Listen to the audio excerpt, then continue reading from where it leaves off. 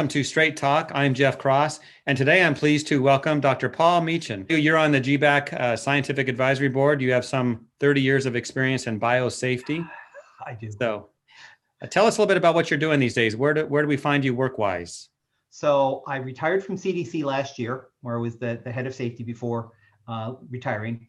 And now I'm a consultant for biosafety. And I consult with a number of pharmaceutical companies and universities. A couple of the pharmaceutical companies actually make some of the vaccines that are either coming up or have been approved given the emergency use authorization. So we're talking about a topic that I know and love. Well, that's great. And as a consultant, if you need to invoice me for the time today, just send me the bill. So, we are going to talk about why vaccines go bad. And it's something, Dr. Meechan, you can probably speak to. And with all those initials after your name, I think we're going to get some expert advice. In fact, so many initials, I'm just going to put it down below right now in our Please bar. do. Don't say that out loud. It's embarrassing. All right. So tell us this. Many have wondered, why do vaccines have to be kept at a certain temperature? And if they're not, they go bad. What's the deal with that? There are a couple of good things, a reason why that would happen. One is most of them come without preservatives.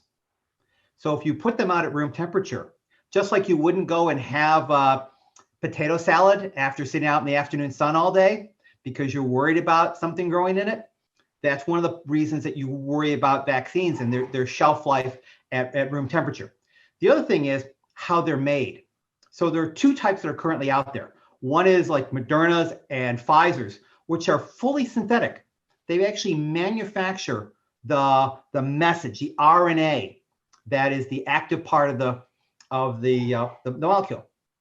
And it by itself, if it's trying to get into something like a cell, the RNA doesn't get in by itself. It has to be coated. And what they do is they coat it with a lipid, like an oil, and allows it to actually get into the cell.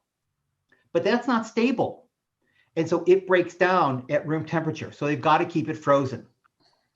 The other vaccine, Johnson & Johnson's or the AstraZeneca, are themselves viruses that have been crippled genetically. And they have a shelf life too. They will start to break down in elevated temperatures. So they need to be kept cold, but they don't need the same restrictive temperatures that you have for the RNA vaccines. Great information. I imagine there's a level of trust when it comes to the distribution. Boy, these, was it kept at that temperature or not? Is there some way to know? Yes, it is the trust but verify. So these boxes will come with small devices on them that will actually track the temperature. And if they get too cold or too warm, they'll show an alarm. They'll show a signal that says you should not use these vaccines. And it has happened sometimes in transit that they'll get too cold or too hot, and those vaccines are discarded. It's sad, but it does happen. What about the timeline? Some of them have so many days they have to be administered. And I've heard of people getting shots they didn't think they were going to get because they were going to be disposed of like the next day. Does that mean the next day they're just no good? So in many cases, what happens is they take them out of the freezer and they put them in a normal refrigerator, 2 to 8 degrees Celsius, about 40 degrees Fahrenheit. And as soon as that happens, they will start to go bad, to degrade, to break apart, like I was talking about. And so they've got to be used within that period of time before they become ineffective. So once they come out and they thaw, the clock starts and you have to use them.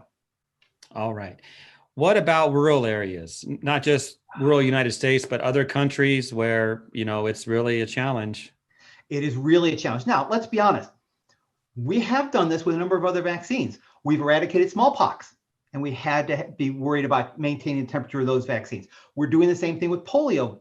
So the capacity is there if we have the drive to do it. It will be difficult, and the vaccines like Moderna's or Pfizer that have to be kept -20, which is roughly 0 Fahrenheit, to -80, which is -112 Fahrenheit. Those would be very difficult to send around the world. But the viral vaccines, like the Johnson & Johnson, like the AstraZeneca, can be stored at refrigerator temperature for weeks at a time. And so the cold chain requirements are much lower. And most places that we can get to, you can actually do it with those types of vaccines. All right, Dr. Meechan, tell us this. Do you want to comment on when we're going to get out of this pandemic because the vaccines are working? In this country, I think later this summer. And it depends on how many of us roll up our sleeves and take the vaccine. The more, the better. I can see that happening this summer. Internationally, it's going to be difficult. It's going to be, bluntly, years. You need, if it averages 2 shots a person, and most of these vaccines do, we're now talking about 14 billion doses of vaccine. It's a lot to make. Yeah. So it's going to be a while. Well, the news is better now than it was. So, yes. So that's good. Yes. Dr. Meechan, thank you for your time today, and we'll touch base another time on another topic. Sounds wonderful, Jeff. Hey, tell everybody, if you get a chance to get the vaccine, any of them, take it. It's good for all of us, and it's good for you yourself. You just told them, and thank you for that. Thanks, Jeff. Take care.